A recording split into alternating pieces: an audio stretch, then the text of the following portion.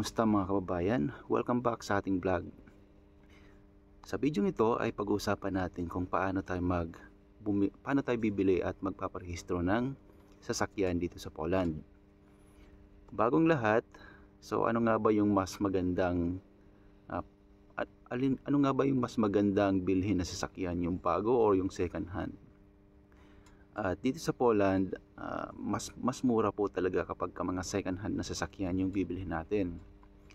Like for example, yung sasakyan na nabili ko is halagang 3,000 zloty lang at katumbas po siya ng mahigit 40,000 in Philippine money. And then itong mga ganitong klaseng BMW, so napakamura lang po dito. So makakabili ka lang ng mga halagang mga 6,500 pataas. Ngayon, mag-umpisa tayo sa kung saan tayo bibili ng sasakyan. Dito sa Poland, napakadali lang po. Punta lang kayo sa marketplace ng inyong Facebook, and then pili lang kayo kung may makita kayong mga sasakyan sa tingin na trip nyo, na kursunada nyo. And then kapag okay sa inyo yung price, then pwede nyo i-chat, pwede nyo i-message, ganyan, tawagan. But minsan, kadalasan hindi sila nakakapag-English nga, no? So mas maganda i-message nyo na lang po. Saka nyo puntahan yung location. Step 2 ay kailangan nating i-check yung mga documents ng sasakyan na yon, kung okay ba o hindi. At unang-una na dyan na kailangan nating i-check ay ang car insurance, kung valid pa. Pangalawa, ang technical inspection. Pangatlo, syempre hihingi kayo ng deed of sale na permado ng taong nagbenta sa inyo at may perma nyo rin. At i-check nyo rin yung ID ng tao na nagbenta sa inyo. I-check nyo yung pangalan doon sa ID niya, kung the same doon sa rehistro ng sasakyan na binibenta sa inyo, at yung pangalan na ilalagay niya doon sa deed of sale. Okay, importante po yun. At pag na-check nyo na yun, kasama na yung mga documents, yung iba pang mga documents ng sasakyan, yung rehistro ng sasakyan, so proceed naman tayo sa step 3. Kasi sa step 3, bago natin i-rehistro yung sasakyan sa pangalan natin, kailangan din natin kumuha ng certificate of residency, dahil isa po yan sa mga required sa pagpaparehistro ng sasakyan dito sa Poland. Ano naman yung mga documents na kakailanganin sa certificate of residency? Ngayon, kailangan nyo ng valid visa or valid TRC. Or di kaya, kung expired naman na yung inyong visa or TRC, ay meron kayong proof of application for TRC. Yung proof na yun, it's either by case number or either by stamp doon sa passport. Okay? At kailangan under 8 months po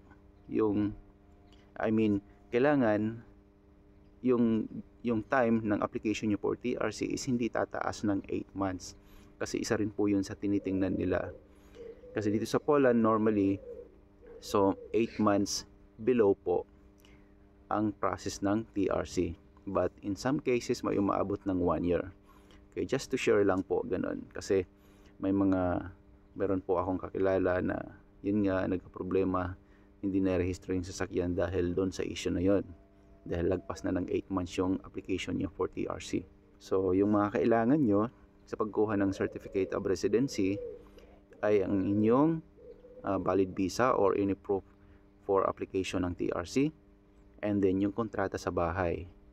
Sa kontrata sa bahay, so kung live out kayo, hingi po kayo ng for sure meron naman siguro kayong kontrata niyan sa bahay, or kung wala naman, hingi kayo ng kontrata sa bahay doon sa may-ari ng inuupahan nyo. Or kung under naman po kayo ng agency accommodation, so pwede po kayo humingi sa agency nyo, hingi kayo ng copy para patunay na doon kayo nakatira sa accommodation na yon, sa address na yon. Kasi hihingin po yun doon sa application nyo for certificate of residency. Additional pala sa certificate of residency, so yun nga, dapat dala nyo rin yung PESEL number nyo kapag hindi nyo pa memorize. At pag okay na yon, proceed tayo sa step 4. Sa step 4, magre-register na tayo ng sasakyan sa pangalan nyo. Ano yung mga kailangan dalhin? So yun, yung certificate of residency, yung mga documents ng sasakyan, kasama na dun yung technical inspection at saka yung car insurance. At dalhin nyo na rin yung plaka ng sasakyan, bitbitin nyo na. At syempre, ang inyong international driver's license. Huwag na huwag nyo pong kakalimutan yan. Okay? Yung mga documents na kakailanganin nyo ay kailangan nakakompile siya sa isang folder para isang bigayan na lang at nandun na lahat ng kakailanganin ng personnel na nasa registration office. At ngayon, saan naman tayo kukuha ng certificate of residency at saka saan tayo magpaparehistro ng sasakyan? The same place lang po. Doon sa voivodeship or munisipyo kung saan town tayo nakatira or saan city tayo nakatira. So doon po tayo magpaparehistro. Okay?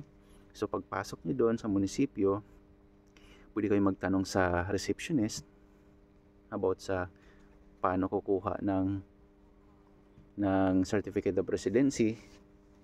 Yon, the same place lang po yun. Doon pala sa certificate of residency may babayaran kayo na a certain amount, like around 18 zloty. At doon naman sa registration ng sasakyan, so yun na nga yung step 4 natin ay kukuha po kayo ng queuing number. At doon sa queuing number na yun, malalaman nyo kung saang room kayo pupunta at saka kung anong counter. Like for example, room 102, then counter number 5. Makikita nyo po yun sa screen. Kung hindi nyo alam paano kumuha ng queuing number, so pwede kayo magtanong sa receptionist. So yun po yung pinakamadaling paraan. Then may babayaran din po kayo na certain amount.